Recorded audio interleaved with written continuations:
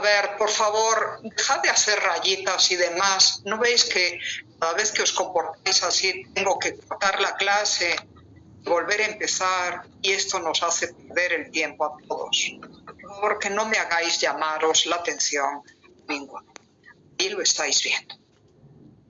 Visto esto, a ver, os pregunto, el ambiente arquitectónico en el que aparece Jean Chevalier, su santo patrono, Esteban, ¿es un ambiente flamenco como los que habéis visto hasta ahora o os parece diferente?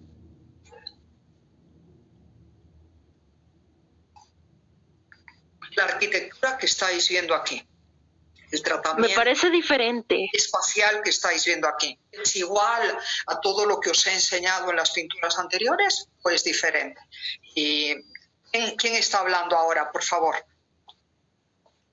Soy yo, profe Martina. Martina, entonces, ¿en qué te parece diferente? Déjate guiar por lo que estás viendo. Que No es igual lo que viste antes. Que las pilastras o los pilares están como que sobre. No, son pilastras, efectivamente, muy bien dicho, están pegadas a la pared. Esto tiene pinta de pilares góticos.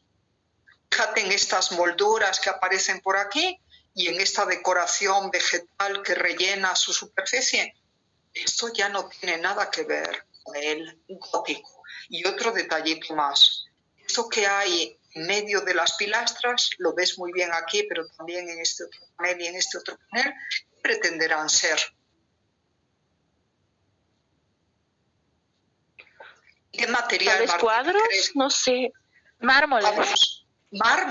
Mármoles veteados. Y acordaros ahora de lo que os enseñé en primer año, la pintura mural romana, la pintura del primer estilo llamado, acordaros, de albañilería o de incrustación, donde se fingían paneles de mármoles de distinto color. Acordándoos de eso, os daréis cuenta que este es un revestimiento muy a la manera clásica, muy a la manera romana. Se reintroduce precisamente en la Italia del 480, en la Italia del siglo XV, como veréis, por ejemplo, en la Última Cena de Andrea del Castaño. Es una obra casi contemporánea a esta que estáis viendo aquí. Es una pintura del 1449. Como veréis también, las tumbas un poquito previas instaladas en las paredes de Santa Croce de Florencia, con auténticos paneles de mármol incrustados contra la pared del fondo. Así que este elemento decorativo parietal, junto con las pilastras y las basas clásicas molduradas a la manera griega y romana, ya os dan una pista para entender que Fouquet es el pintor de este maravilloso díptico. Es un artista que, aparte de ser francés y de haber aprendido la tradición técnica de los flamencos, de la pintura al óleo, con toda su carga de realismo y de descripción de las distintas texturas. Fijaros qué suave parece el terciopelo de su holanda, que es este sacón, este abrigo corto que llevaban los hombres en la época, o fijaros en el brillo de la seda, del ornamento de la dalmática de San Esteban, o el realismo de su cara, o la de Jean Chevalier, y todo esto se distingue perfectamente de las incrustaciones marmóreas que veis en el zócalo de la pared, en la pared, en el suelo. Todo eso viene de la tradición flamenca, pero además de estos elementos de la tradición flamenca, Fouquet estuvo en Italia, y eso está documentado entre el 1443 y el 1447, y en ese viaje a Italia nos dejó un retrato hoy perdido del Eugenio IV, pero sabe que lo pintó estando por Italia. Allá, hacia el 1445, tuvo que ver lo que estaban pintando los artistas de su tiempo. Cuando vuelve a Francia, incorpora esos elementos renacentistas italianos a su pintura, los aplica a la descripción del espacio. Un espacio concebido como una perspectiva ya científica, solo que con el punto monofocal desplazado a un lado, hacia la derecha. No está en el centro del cuadro, pero fijaros cómo la convergencia de las líneas diagonales es completamente clara aquí. Así que es un espacio mensurable, decorado a la manera renacentista italiana, el que ocupa Jean Chevalier, el donante de la obra, como os estaba diciendo.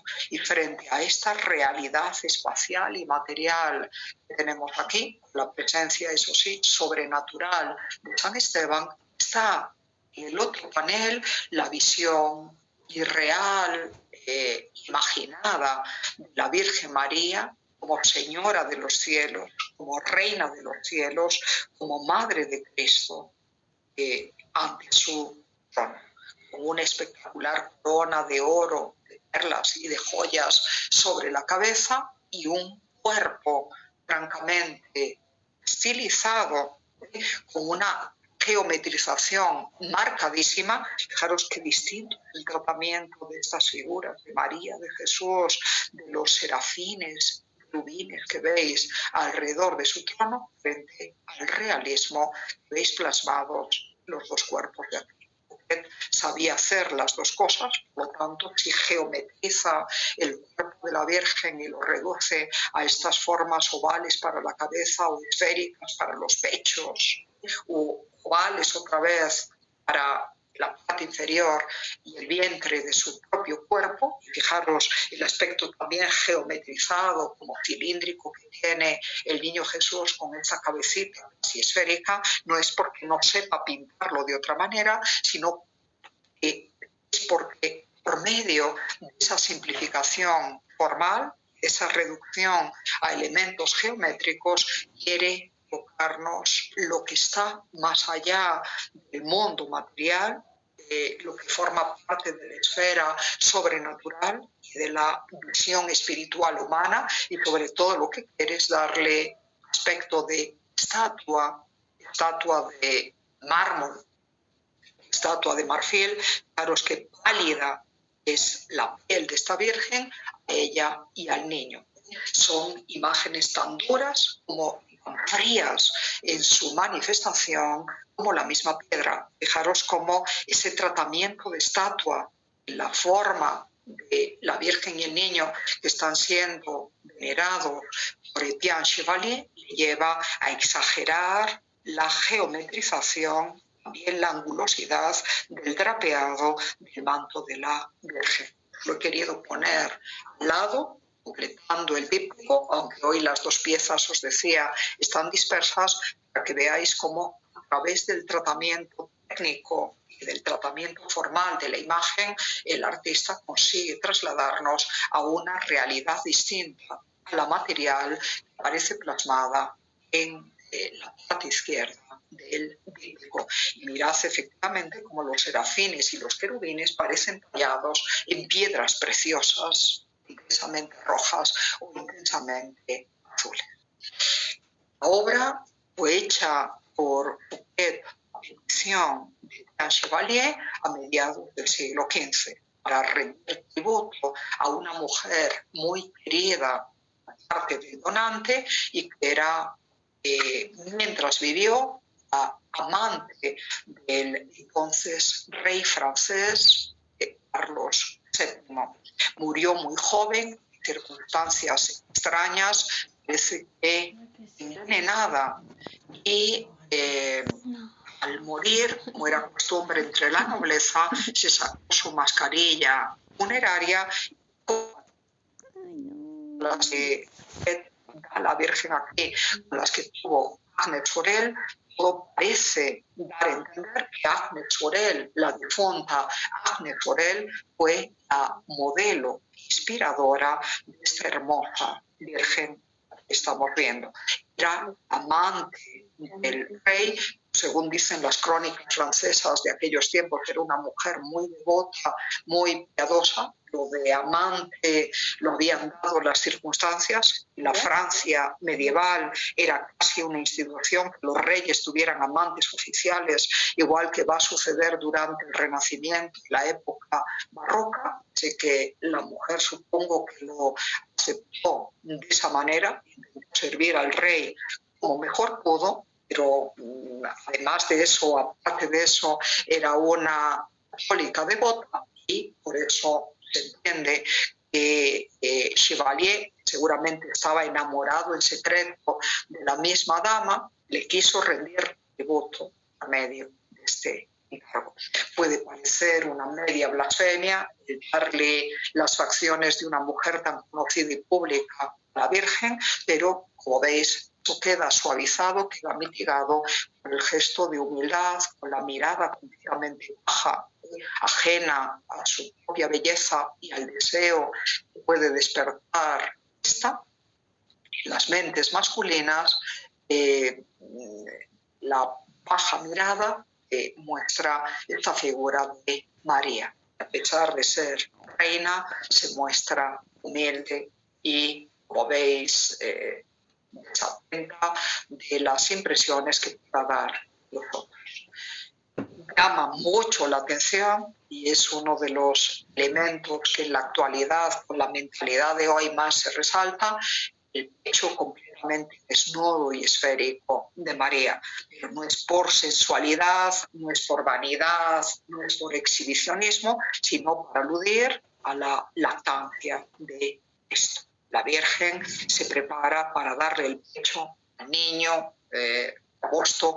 Aquí estáis mirando. Fijaros, hasta la interpretación robusta, redondeada, cilíndrica de este niño, encontráis una diferencia de influjo italiano respecto a los niños Jesús de tradición flamenca que habéis visto hasta ahora. Y mirad cómo todo su cuerpo, otra vez, está reducido a formas geométricas, parecen cilindros, los brazos y las piernas, dándole así un mayor carácter de estado polícroma a la obra. Esta es entonces la pieza. Os enseño algunos detalles de la misma. Aquí tenéis la primera parte, la más realista. Os puede llamar la atención el contraste entre la tez morena del rostro de Chevalier y sus manos pálidas. Es un recordatorio de que entre los miembros de la nobleza, hombres y mujeres de aquellos tiempos, las manos iban siempre protegidas por guantes que las protegen de la intemperie, del exceso de los rayos solares. Obviamente, para rezar hay que quitarse el sombrero, hay que quitarse los guantes también, y de ahí el contraste. Complexión morena en general, como veis, se presta fácilmente. Mirad el asomo de la barba, todo lo que os he dicho antes de los pintores flamencos y de los retratos flamencos está presente aquí, frente a estas manos tan pálidas. Y el tratamiento, aquí tenéis otro detalle de lo mismo, pero con otros tonos, entiendo que más cercano al natural es este otro, limpio, bien restaurado. Aquí los tenéis un poco más oscuros, pero la calidad de las texturas aparecen de una y otra manera. Frente a esta esencia tan realista, tan imperiosa, esta como sobrenatural, mucho más abstracta, mucho más geometrizada, mucho más visionaria de María, con su capa de armiño, la manera de las reinas francesas de la época, su corte angélica de serafines y querubines. Ya os dije que son sus colores simbólicos, intensos rojos e intensos azules, y el niño sentado en su manto. Esa es su obra. Pero Courbet, además de ser el pintor que estáis viendo aquí, fue un excepcional miniaturista. De hecho, conocemos también obras de ese tipo. Las más importantes son el libro de horas que hizo por encargo de ese cliente suyo, su vuelta de Roma hacia el 1450, libro de horas de Jean Chevalier, conservado en el Museo Chantilly, en las proximidades de París. y una de cuyas páginas es la crucifixión que estáis viendo. Recordaros que en la miniatura se sigue trabajando una técnica que es una especie de acuarela o gouache, igual que se había hecho en los tiempos previos, y unas veces es sobre pergamino y otras veces ya en el siglo XV la pintura se hace sobre papel, pero siempre con imágenes de muy pequeñas dimensiones. Esto puede tener menos de o cerca de 20 centímetros de alto y aún así mirad todo el detallismo en el tratamiento de la indumentaria, el interés de Fouquet por los escorzos, mostrando cuerpos humanos agachados, de espaldas, de frente, de tres cuartos, de una y otra manera. El gusto por el paisaje que forma parte de la tradición flamenca, ya lo visteis antes, y el gesto desvanecido de María,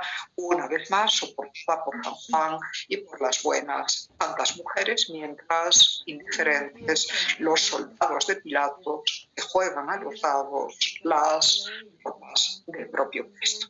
Esta es una miniatura de Fouquet, como os decía, y el mismo Fouquet es el autor de otro precioso libro de miniaturas, pero de carácter histórico, conocido como las Antigüedades Judaicas, la diéresis sobre la U aquí, podéis ponérselo vosotros, escrito en el siglo I ya de la era cristiana por el historiador romano y judío a la vez, Flavio Josefo.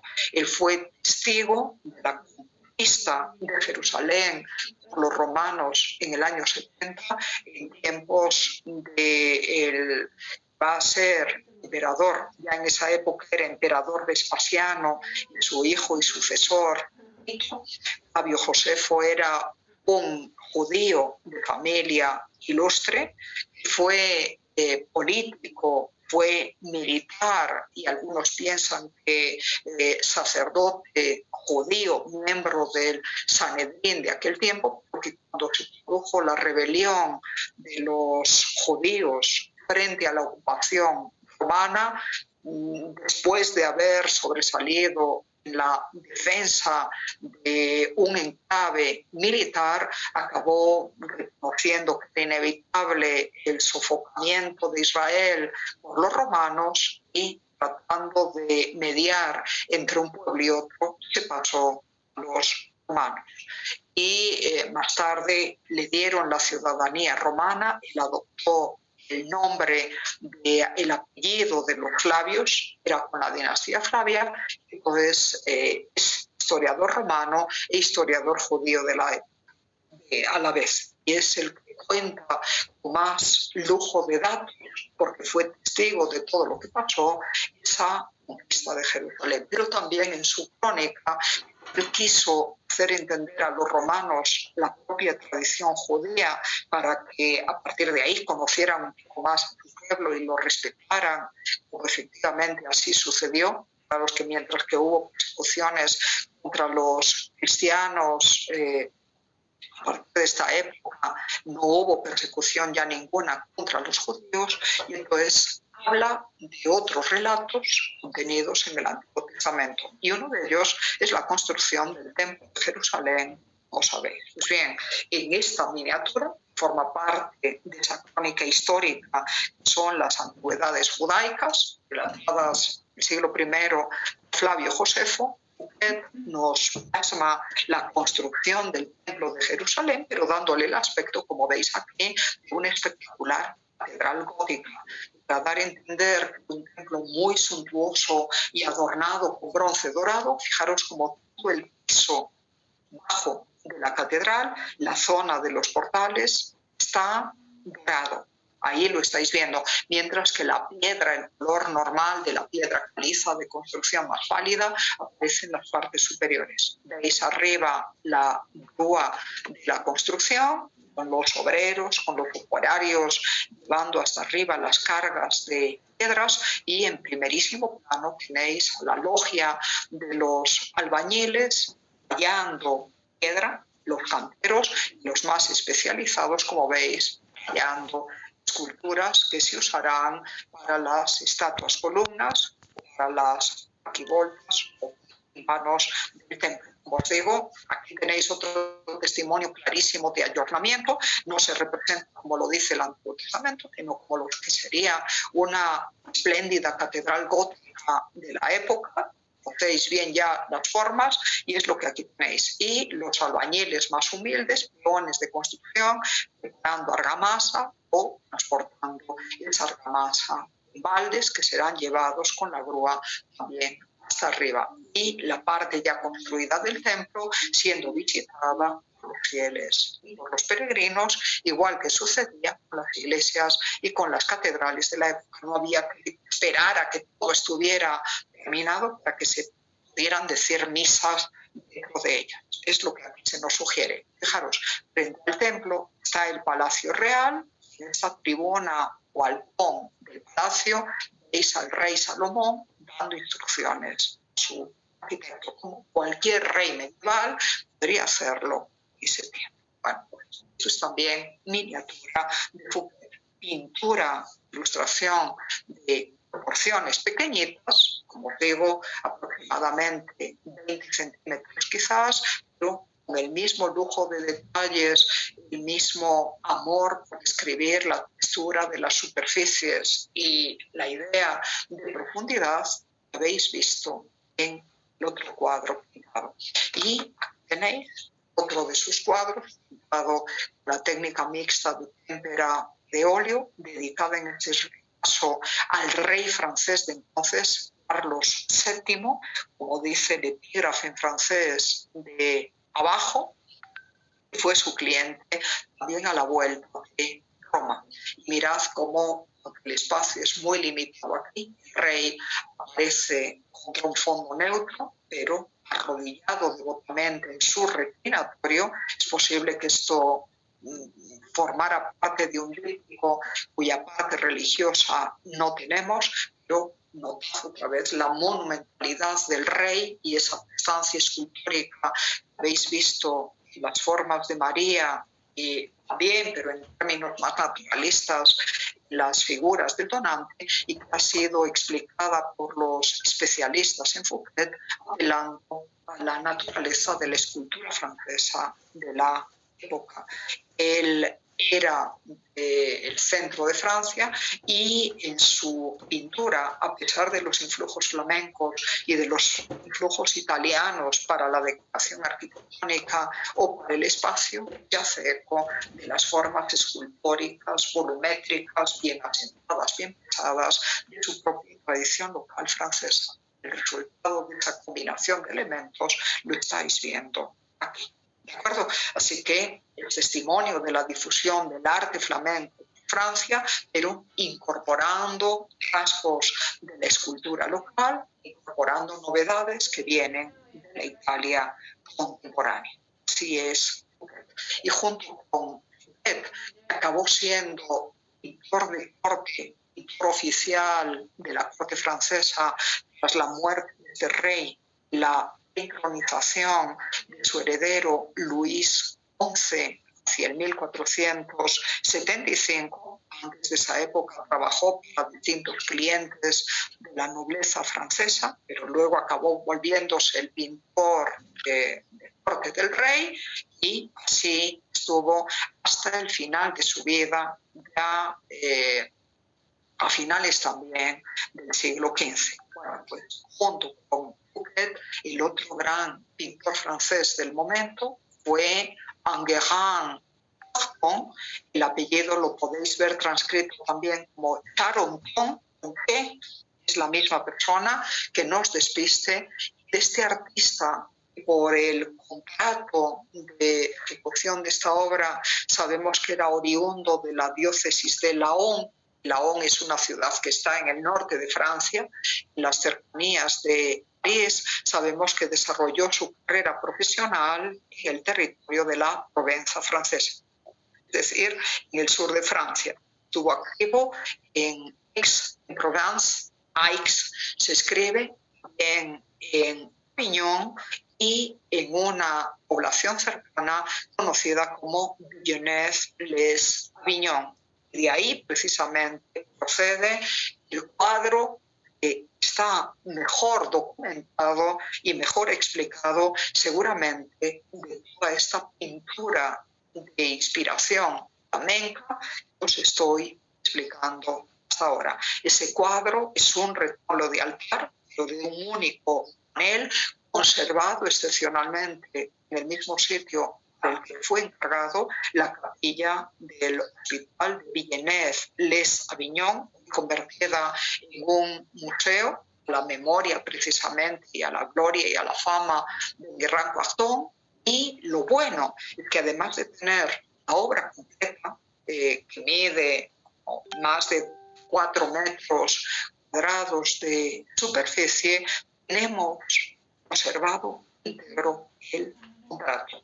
No tengo el texto aquí para leerlo, así que os lo resumiré diciendo que en el contrato se dice que el día de abril, lo que fue el 23 de abril de 1453, se presentaron ante el notario de Villeneuve-les-Avignon 2 personas.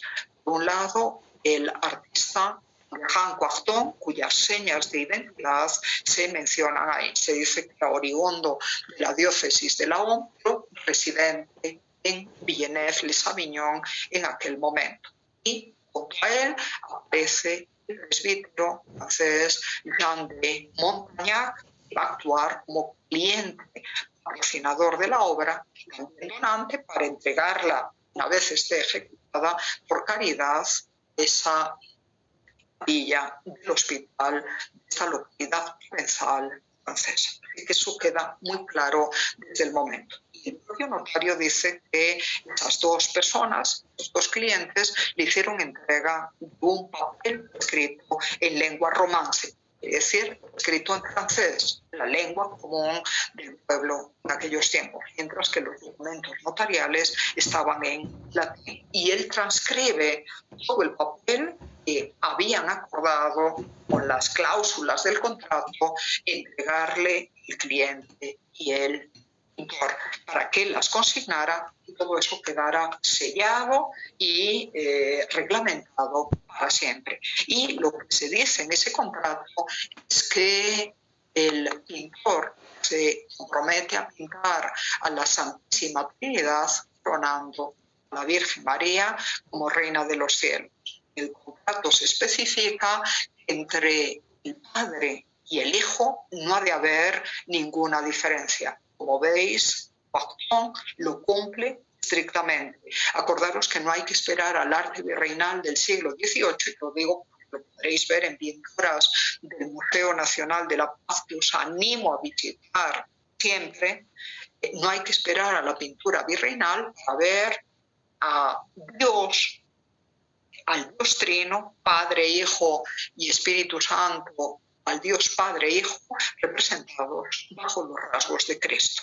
Esa es una idea que se desarrolla en el arte medieval, occidental, europeo, a veces también en los iconos bizantinos, pero sobre todo el arte gótico desde finales de la Edad Media, y a veces el Espíritu Santo aparece bajo los rasgos humanos de Cristo, pero aquí en el contrato se le pide a Guerrin Quarton que el Espíritu Santo lo represente bajo el símbolo de la ploma, como efectivamente aquí sucede entre el Padre y el Hijo. Luego dice que a la Virgen la ha de representar muy hermosa y vestida con ropas muy lujosas de damasco. En el contrato se dice que su vestido debe ser blanco, pero luego añade como mejor le parezca al maestro Guerrin. Cada vez que el cliente indica lo de cómo mejor le parezca, el pintor tiene licencia para cambiar algunas cosas. En este caso ha preferido vestir a la Virgen con una túnica de damasco dorado, de seda y oro, ornada con flores rojas. Es lo que estáis viendo. Insisto, solo hace cambios cuando en el contrato, después de que el cliente sugiere una cosa, añade como mejor le parezca al artista. Pero en las otras cosas, el artista queda apegado a lo que que determina el contrato.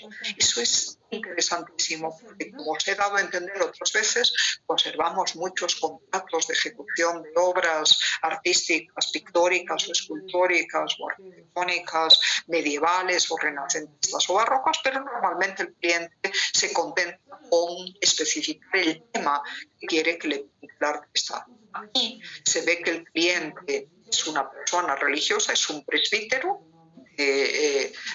La Iglesia Cartuja de Villeneuve-les-Avignon está versado en teología, sabe muy bien lo que quiere y sabe cómo quiere que el pintor se lo pinte, y entonces es el cliente y autor en realidad intelectual de la obra. Acordaros que esa colaboración entre clientes, patrocinadores y artistas fue común a lo largo del periodo medieval. La decoración y la iconografía de las portadas románicas y góticas, pensamos, fue inspirada por alguna comisión religiosa o por algún teólogo nombrado por el obispo del lugar que supervisa el trabajo del artista y le dice lo que conviene poner en cada caso. Aquí el contrato nos da cuenta fehaciente de todo eso. Y después de explicarle cómo quiere que se represente a la Virgen y a la Santísima Trinidad, le dice que en torno a Dios han de estar los ángeles, serafines, querubines y arcángeles. Es lo que veis aquí, con estos serafines pintados de rojo fuego y los querubines en ese azul intenso, otras veces podría ser plateado. Todos ellos ante un cielo completamente dorado. Como veis, todavía en la tradición gótica flamenca, como había probado Roger van der Weyden, se puede recurrir al fondo dorado para evocar un espacio fuera de este mundo material, de este mundo terreno, trascendente y eterno. Y es lo que aquí estáis viendo. También le explica que a los lados de la Trinidad han de aparecer San Miguel, San Gabriel, ángeles con otra serie de ángeles. Es lo que tenéis aquí. Aquí está San Miguel, aquí está San Gabriel. Y luego le explica, han de representarse a los distintos santos del cielo. Le da los nombres de muchos de ellos, le pide que esté San Juan Bautista con profetas del Antiguo Testamento, le pide que estén San Pedro con todo el resto de los otros apóstoles, le pide que estén los santos mártires, los veis aquí, con San Esteban una vez más destacado, y los santos confesores, por estos obispos con su mitra, le pide que estén los santos de las distintas órdenes religiosas, San Antonio Abad, San Francisco, San Benito, San Bernardo, aparecen en este nivel, las santas vírgenes aparecen en este otro, hay santos reyes, santos papas, santos obispos más abajo, y en fin le piden que en el cielo estén todos los estados de la tierra. Entonces las almas benditas que están en la gloria de Dios aparecen representadas como estos niñitos sin ropas y discretamente protegidos con esta guirnalda vegetal que cubre sus partes genitales. Así que esta es la visión del cielo. Y luego, el contrato es larguísimo, ocupa varias páginas. Le pide que debajo de la Trinidad se vea el Calvario y que en ella esté Cristo y esté un monje rezando. Ese monje, entendemos, es el retrato del propio cliente, del presbítero Jean Montagnac, anclado y apagado por la hora. Y le piden a los dos lados de la cruz en las dos ciudades terrenas de Jerusalén y de Roma. Y se ve que el hombre fue peregrino por lo menos en Roma, y entonces empieza a describir la ciudad de Roma con todas sus iglesias, con todos sus detalles, como si pretendiera que el pobre Coarton pintara cada uno de esos detalles e iglesias en su cuadro. Si tenía que pintar con tanta pompa y excelencia el cielo, os estaréis preguntando qué espacio le queda para poner tanto. Hizo lo que pudo, ese es el resultado, porque todavía en el contrato se le dice que por debajo de la tierra ha de representar las almas del purgatorio, salvadas por la misericordia de Cristo. Eso se evoca con este ángel que está recogiendo a una de ellas para llevarla al cielo después de haber purgado los pecados que tuvo en la tierra, y explica que del otro lado ha de verse el infierno con todos los castigos infernales. Os desafío a cualquiera de vosotros a pintar todo lo que se dice en este contrato, y a seguir tan a rajatabla y tan al pie de la letra todas las exigencias del cliente. Es una tarea tremendamente difícil. Sin embargo, como veis, Anguerrand Quarton se las apañó muy bien y lo resolvió perfectamente todo. En el contrato también se le dice que ha de pintar todo esto en el plazo de un año, que la obra ha de estar terminada para la fiesta de San Miguel, parece representado aquí, del año siguiente, así que todo esto se hizo entre 1453 y 1454. Se especifica también el precio de la obra en ducados de oro, obviamente. También especifica el contrato que ha de usar el azul más caro, el oro más puro. Como veis, el cliente no reparó en gastos, es azul lapislázuli el que veis aquí, el manto de la Virgen María, para los detalles de los rubines de los que os he hablado. Es oro de verdad, pan de oro, por el fondo del cielo, el que estáis viendo aquí, así que todo era muy costoso. Luego también en el contrato se aclaran los plazos de ejecución de la obra. Ya sabéis que hay que hacer una primera entrega para que el artista compre esos materiales tan refinados y caros que le quiere el cliente, y luego ya sabéis que se va pagando por meses a medida que va avanzando la obra, y la suma final, la más fuerte, se paga cuando el cliente está completamente contento del resultado, como le pasó obviamente al presbítero Jean de Montagnac viendo todo esto. En cualquier momento se nos apaga el Zoom. Espero que hayáis visto la obra con todos sus detalles y os deis cuenta de por qué merece estar en cualquier historia de la pintura gótica flamenca, además que haya sido hecha por un francés y obra de un francés que vivía ahí también en Venez-les-Avignon. Es la dramática Piedad. Aquí veis, no sabemos quién la pintó, pero por estar en ese sitio algunos piensan que pudo ser el propio Anguerrand Quarton. En ese caso podría ser hacia el 1460, porque parece que él murió en el 1466. ¿De acuerdo? Pues la tendré que explicar el próximo día, porque hoy se nos termina el tiempo. Como veis, sigue